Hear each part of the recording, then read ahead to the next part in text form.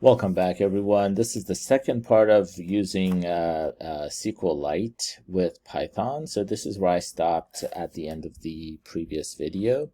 I am going to go ahead and come up here between these two. I'm going to create a new cell. So let me go ahead and click Insert Cell Above. And inside of this, I'm going to create this process request.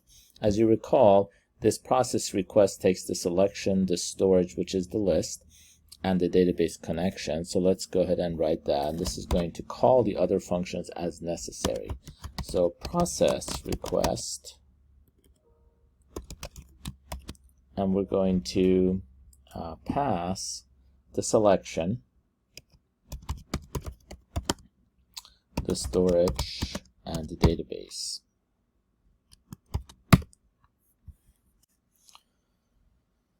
Checking my spelling looks good. So if selection, start typing here, if selection double equal for comparison is 1. Remember that these are being read as strings, these entries. We're going to call again print roster, and we're going to pass to this. All we need is the list because everything is in memory, so we can just loop through the list and print it, which is great. Elif selection is double equal to 2, we're going to call something called fetch student by ID. And this is going to also need just the storage. It doesn't need anything else. Elif selection is equal to 3. We're going to call change grade by ID. Now for this one, we need the list because we need to change it in memory, but we also need the database connection because we want to make the change in the database. This is a difference between this version and the text version. With the text version, we did everything in memory, and at the very end, we wrote everything to the text file. The problem with that approach, of course, is while it does work, if there's something breaks in the middle, then what all the changes you made mean nothing because you might write blank to the text file, you might lose everything. So it's not the best approach, working necessarily with text files. This is much more solid. And I'm going to do elif selection is double equal to 4, colon. We're going to call assign grades. And we're going to again use the selection, use the storage and the database because we want to assign grades to in memory and also the database. Elif selection is double equal to 5. We're going to have a drop student by ID. I'm going to pass the storage, remove it from memory, and the database. And elif selection is double equal to 6. We're going to add student, and we need the storage to add to memory and also the database. Anything else, so else, we're going to simply return Q, and the program will end at that point. So that takes care of the process request portion. Let me do a shift enter here. So that is created. I'm going to go to this right here, and just a reminder, you can always click next to this and press the letter L to see the line numbers if you need them. I don't need them. This is a small program. I'm going to insert cells above this one, and what we're going to do is we're going to write these various pieces. Now in the previous one, if you watched that one, we realized that we need some kind of a search method to locate students. So first thing I'm going to do is write a function called find students, which searches the storage, and we're going to pass the storage to it, in fact. And I apologize, this should be a lowercase s, so I'm consistent. And it's very simple. We are going to have a student ID, and this is going to be the integer version of the input. And we're going to ask enter a student ID. Okay, and then we're going to do the same thing with it in the previous program. So found is equal to false for s in storage, S short for student. If S dot fetch student. And I'm not sure why my tab is not working, but that's okay. Fetch student, remember, is the method that returns that tuple, and element 0 is the ID. If this is equal to SID, don't forget the double equality. Then found is equal to true. We found the student. We are going to, apologize for this, we are going to print s dot fetch student. Okay. And we're going to return s, which is that student object. Now, if found remains false after the loop, and I need to be careful here, this needs to be outside of that loop. If found remains false, I will print no student by that ID, and I'm going to simply return the value false, which I can handle later. Good. Let's go ahead and write the various methods that we called upon with process request. So I'm going to start first by having print roster. And this takes storage, as you recall. And I'm going to have a blank line. I'm going to print a header, which is going to say class roster. Makes sense. For s in storage, we're going to loop through and print s dot fetch student, and that's it. That's all there is to print roster. It prints it out on the screen, which is very valuable, very cool.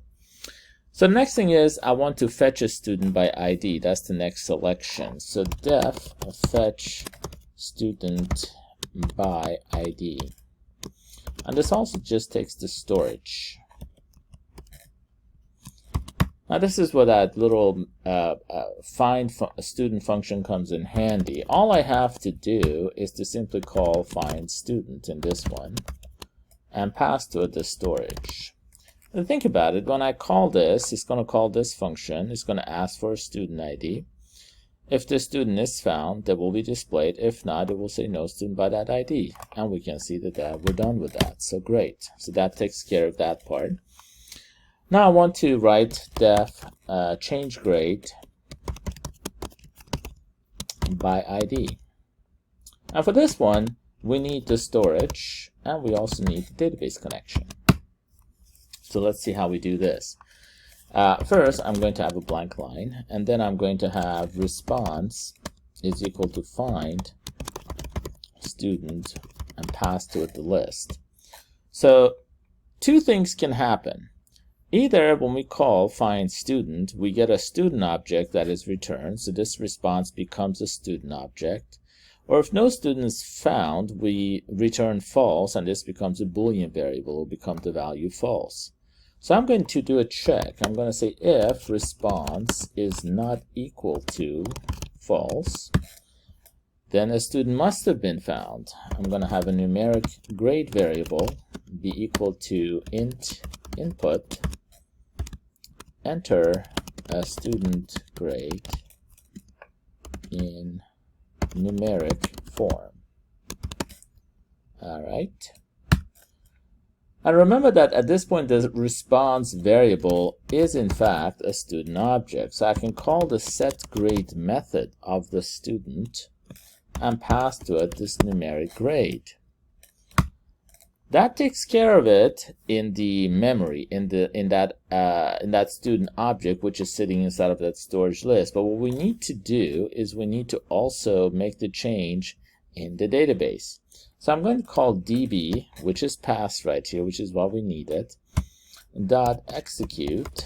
So we're going to execute an update statement. So I'm going to say update the student table, set sgrade. I notice this sgrade is what's inside the database, equal to question mark. This is a placeholder with SQLite, where student ID is equal to a question mark. And this is really awesome because all I have to do is have these question marks, and then outside of this, I'm going to put a tuple. The first question mark is the numeric grade, and the second question mark is response dot identity, which is the student object basically. So that's it. I'm going to update the student sent the grade to numeric grade. That's the first question mark, where the student ID is the response we got back, which is that student object dot identity. So we're going to get that from the student object. Now we also need to say db.commit. This will commit it or save it to the database. We will have a blank statement and print student grade updated. And that's it. That takes care of that change grade by ID. That does the whole thing. If response is not equal to false, obviously we don't need to worry about anything, because our find student already gave a message no student by that ID, so that's the end of it. So we don't need to worry about that. Next, we need to do def assign grades, and this will take the storage and the database too. Very similar to this previous one we just did, except that we don't need to find anything. We just need to loop through for s in storage. We need to loop through all the students in our storage. We're going to print so they can see the student. I'm going to simply call fetch student. So this way they see the student that they are about to give a grade to. Numeric grade is going to be, I mean, this is pretty much identical, so I'm going to just copy and paste this. So save myself a little bit of time. Is enter the student grade in numeric form. There is no response here. This is just S, the student object we're dealing with, and we take care of that. And this becomes also S dot identity at this point. That's all I have to do. And db commit. Now I could give little friendly messages, but I think that's overdoing it, so we don't need to worry about that. Once they finish, and that's all there is to it. So that's all there is to assigning grades. Let's move on to def drop student by ID. Again, I need the storage and the database connection. So let's take a look at this. As before, I'm going to do a print statement just to break a line, to clear a line. Because I'm dropping a student, I need to find that student. So let me go ahead and call find student again and pass to it the storage. So as before, the response becomes the either the student object or the Boolean value false. So as before, I can say if response is not equal to false, and remember to put my colon. If it's not equal to false, let's have a confirm variable, and this is an input to, are you sure you want to drop this student? Let's give him the option YN. All right, if confirm dot lower, so to lowercase, if this is equal to double equality to Y, if that's the case, the first thing I'm going to do is to drop it from the database. So db.execute, and we're going to call the delete statement of SQL. So delete from student, where SID is equal to a question mark. And remember that what goes over here is a tuple. So I'm going to say response dot identity, but don't forget to put the comma here. Now they've made some changes in recent versions of Python that if you don't put the comma, it still works. But I suggest that you do it just to be on the safe side, okay? Because it's a tuple, you need to have that extra comma. Otherwise, it doesn't treat this as a tuple normally. Okay, so that takes care of that. It drops. So we need to commit this. So this is saved.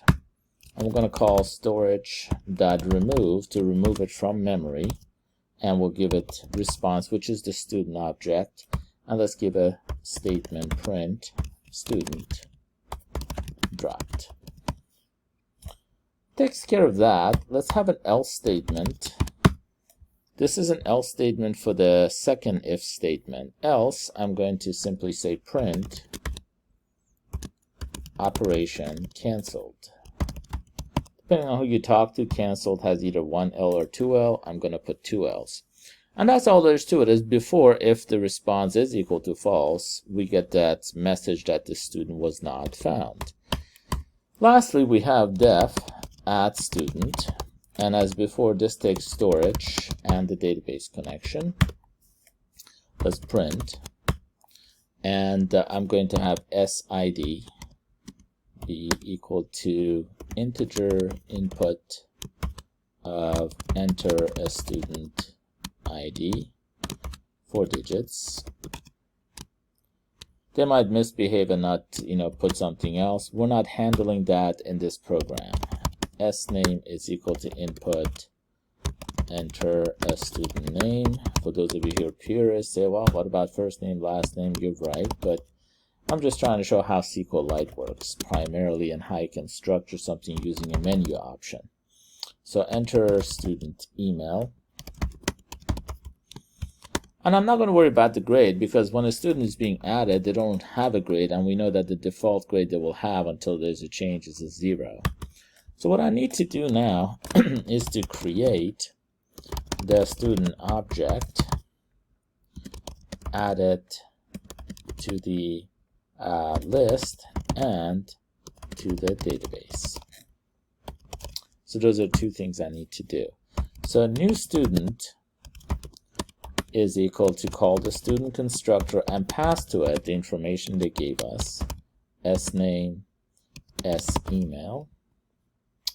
So that creates a new student object. I'm going to call my list, which is called storage, and append this new student to it. My spelling. So I add that to the list, and then I'm going to create a temporary variable. You'll see why in a moment. I'm going to call student and call fetch student. Remember, this returns a tuple, so this temp becomes a tuple. And all I have to do now when I say db.execute, I can use the insert statement of SQL into student, insert this object into student, and here are the fields: SID, SName, SEmail, and SGrade, as you recall. And for the tuple that we have to use right here, first I'm going to say values 4 question marks. These are the placeholders. And then outside of this, it's very easy. I'll just put temp.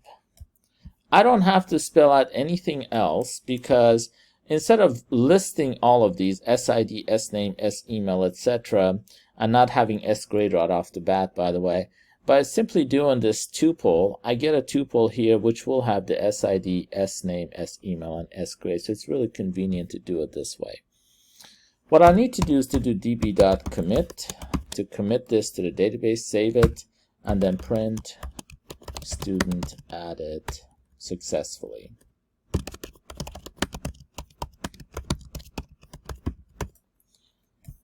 And this should do it. This should do it for us. Let me go ahead and run all of these cells and see if it works. So class name is Python 102. Dr. Z is the instructor, and currently if I do 1, there's no roster. Let's see if we can add a student to the class. 1, 2, 3, 4. B Bunny at, let's say, vt.edu, and email is, oops, that meant to be the student name. Terrible. Anyway, bbunny at vt.edu. Let me do that. I can see that it was added. Of course, I don't have any option for updating. That would be something that you edit this student, but let's go ahead and drop the student.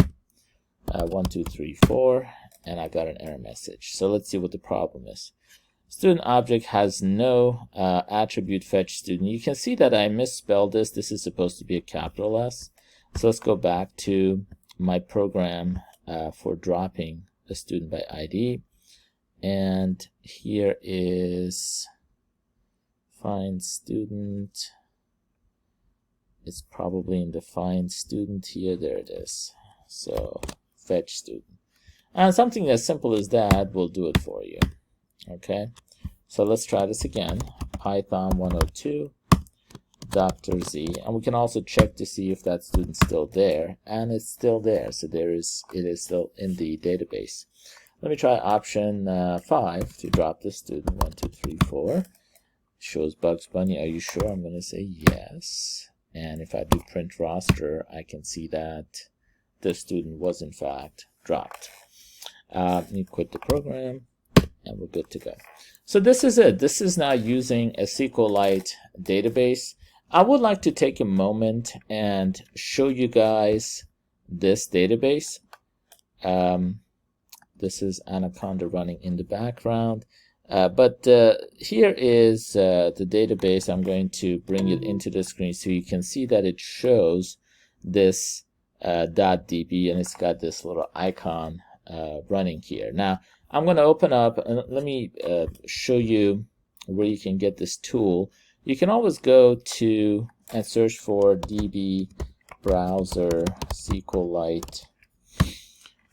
It's a DB browser for SQLite. You can download this. It's a very easy tool. It comes for Mac and Windows. It also has a portable version that you can get. So it's very cool. Here is SQLite standard installed for Windows.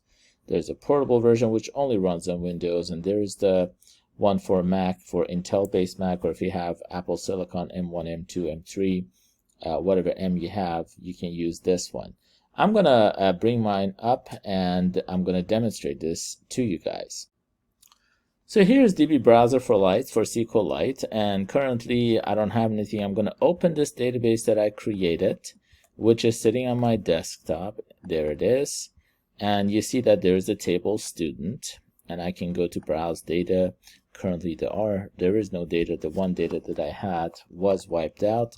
Let me run this program again. I'll run just the main. Python 102, Dr. Z. And I'm going to choose option 6 to add a student to the class. 1, 2, 3, 4. Bugs Bunny, and bbunny at savevt.edu. And let me go ahead and minimize this and view this browse data. I may have to refresh it. Let me just rerun it and open this database once more time. And there it is, browse data. For some reason, it's not showing up, which is not good. So let's see what's going on with this, because this should be displaying the information. Let me take a look and see what's wrong. Okay, everyone, so there is nothing wrong. What's wrong is my line of thinking, because this is on the desktop and the one that I'm using is not on the desktop as in a folder. So I'm going to replace this with the one that is you know, in the proper directory, if you will. And let's take a look at now going and opening that database from my desktop. And browse data, you can see that Bugs Bunny is in fact there. Grade is currently 0. Let's change the grade to. So let me bring up the Anaconda environment, and I'm going to do assign or change a student grade by ID. So option 3, 1, 2, 3, 4, and let's give Bugs a 98. So that change was made. Let's verify it. It shows that. Once again, I need to replace this database with the one where it's in the proper directory. So I'm going to do that and bring up the database and open this database from the desktop. And if I look at browse data, you can see that the change was made in the database. So this is it. It's very easy to use. It's a very friendly database. I hope you enjoyed this video. I hope that it showed you how you can use SQLite with Python. You can do a great deal more. Obviously, this was just an introduction. I also wanted you to get a feel for how you can create a menu-driven program. that's the end of this. The end of this program. I will have everything posted for you, of course. Go to GitHub to get everything that you need. Thank you for being a great audience. If you're enjoying these, please share with loved ones and tell friends. And I'll see you in the next video.